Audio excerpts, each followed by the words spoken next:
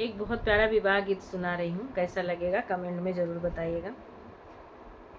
राम रसोइया बैठी भाभी, भाभी हो कवनी रानी, भाभी हो कवनी रानी, सुन भाभी अरज हमार रे ललनवा, अरे सुन भाभी अरज हमार रे ललनवा।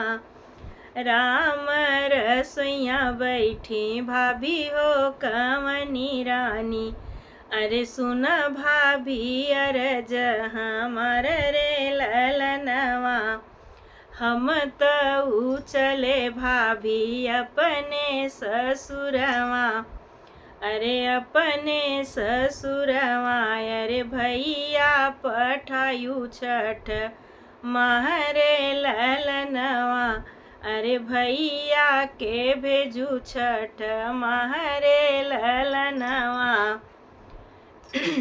इतनी बचन सुनी भाभी हो कवनी रानी, भाभी हो कवनी रानी, अरे नयना ललित होई जाई रे ललनवा, अरे नयना ललित होई जाई रे ललनवा।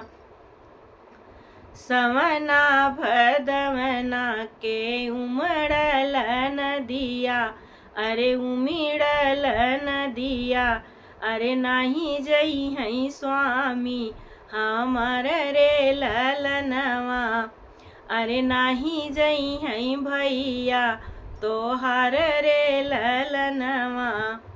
सवना भदवना क उमिड़ल नदिया, अरे उमिड़ल नदिया, अरे नाही जई हैं स्वामी हमार रे ललनवा, अरे नाही जई हैं स्वामी हमार रे ललनवा।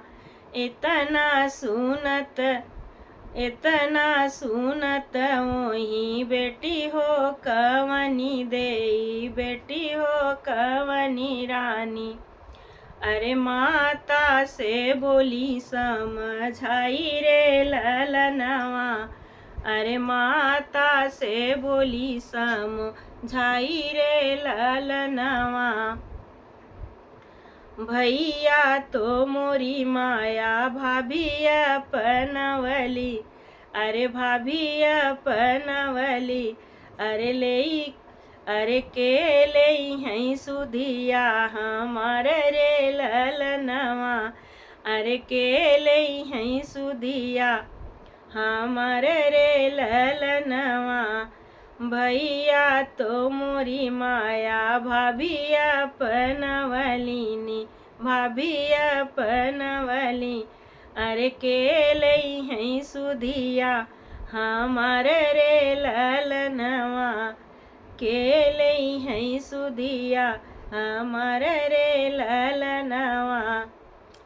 सुधिया तो ले बेटी नौआ से बभना, अरे नौआ से बभना, अरे अवर बाबा तो हर रे ललनवा, अरे अवर बाबा तो हर रे ललनवा।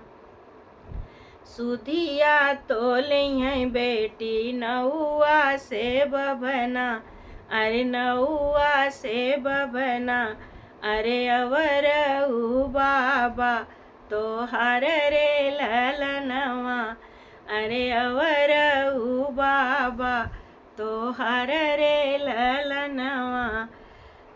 जब तक मोरी बेटी बाबा के पौरुखवा, अरे जब तक मोरी बेटी बाबा के पैरुख, अरे तब तक नैहर तो हर रे ललनवा, अरे तब तक नैहर तो हर रे ललनवा।